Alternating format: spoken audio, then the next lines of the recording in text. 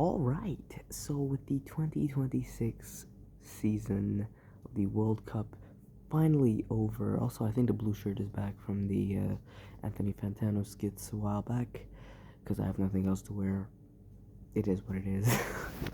With all 104 matches of the 2026 World Cup complete, I, as where I am from, will tell you my top 3 favorite matches and top 3 least favorite matches of this World Cup, and I have watched every single one of them. I had number 3 for favorite. I mean, there was a lot of good matches here, but I think I had to put England and France in the third place playoff, because even though they didn't play, that seriously at the start, the first half, France didn't even care. They put Dembele over Upamecano in and Barcola, and they almost made a comeback. They almost made England even bigger bottlers than they already are. Alright, next up, I got Austria and Jordan. Obviously, this is going to be in the worst. Third place worst, I'm feeling Austria and Jordan. I have no idea why anybody would even watch that match unless you're from Austria or Jordan. The match was pretty lackluster, and same thing, which I'm going to put at number 2 is going to be Austria and, not Austria, what am I talking about? Algeria and Jordan. I might even put Argentina Jordan at number 1, but at least they had some goals there. Those in 2 matches against Jordan, pretty mid. Like, the only reason I probably wouldn't put France, Senegal, and Norway against Iraq at the last places because we had some decent goals. Iraq was letting them farm a lot of goals for Iraq. It was letting them farm a couple goals there. I'm gonna save the number 1 for both. I'm gonna go number 1 of the. I'm gonna go number 1 with the worst and then number 1 of the best. Obviously, the World Cup just finished, so these are very fresh vibes, especially out of the number 1 for the least favorite, but I also have to tell you the number 2 for my favorites. And honestly, I gotta go Argentina and Cape Verde. That match had me on my seats more than it should have had, at least more than I expected it to have. And Norway and Brazil was fire too. Honorable mentions to Norway and Brazil. Norway and England was fine, except some very rigged wiring, I guess, in the air. And really, many exceptional performances from many teams. But honestly, if I gotta put a team, I'm gonna put the worst match of the 2026 World Cup. Might be a little harsh, but as a final, this World Cup final was complete ass, and let me explain why. So, as it was meant to be a final, obviously our previous final, France and Argentina in the 2022 World Cup in Qatar, you have very big shoes to fill. That match is not going to be easy to beat. Also, cursed Angry Bird for cursed Angry Bird, because this guy's normally a triangle. Ruin your childhood, there you go. So, the reason with this match is, when you look at the stats, this match was buns. Look, I love both. I don't like any of these teams. I don't really care. But,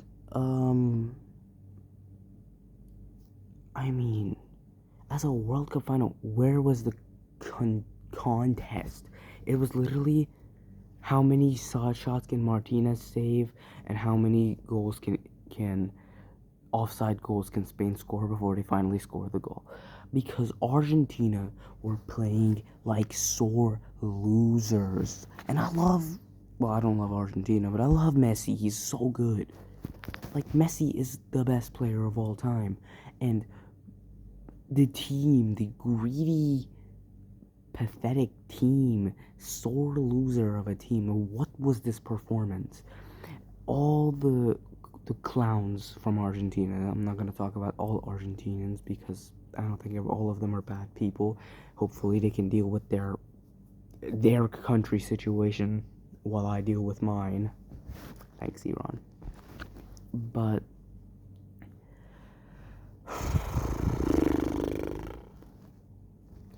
this match, like 2 shots in 120 minutes by Argentina and 0 on target. Guys, give it up. Give it up for real. And I know the lighting of this video is not good because it's freaking 6:15. I'm not even like set up anything. I don't ever really set up anything. I mean, I just have something near me so I can tell you to comment Angry Bird for this guy. Because that's all I do. And also, I've been breaking my back this entire video, so please leave a like for my back. Please.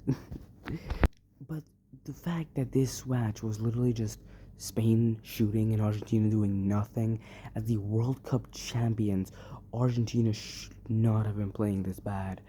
Enzo Fernandez, but he's getting clowned right now. He went from that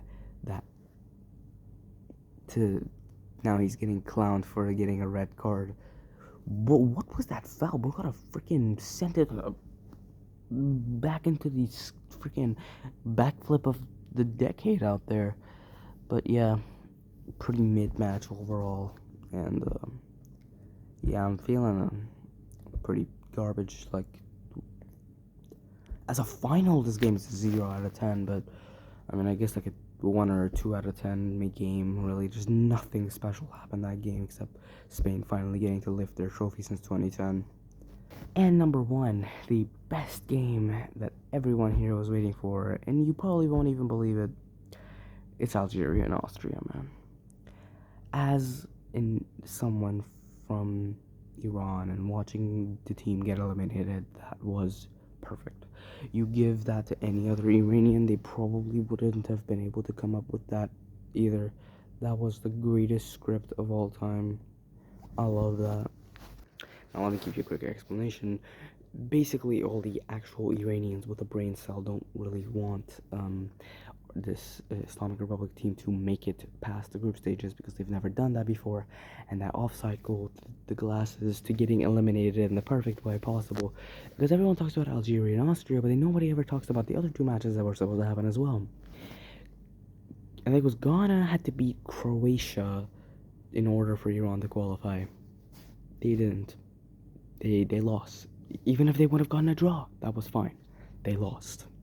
By the way, if any of these 3 would have happened in any way other than ways that it should have happened, Iran was making it. Then it was DR Congo and Uzbekistan had to lose for Iran not to qualify, or Congo just had to win. And if they lost or drew, then, well, Iran was making it, so they didn't make it through somehow. I don't know what the hell that crazy game was, but Algeria, Austria, man, it was 2-2 for most of the game. It was equal for most of the game, 2-2 for like 20 minutes. They were just playing Haram ball, passing it back. I thought they were going for a draw, and then Riyad Mahrez banged it in the net last minute with 1 minute to spare.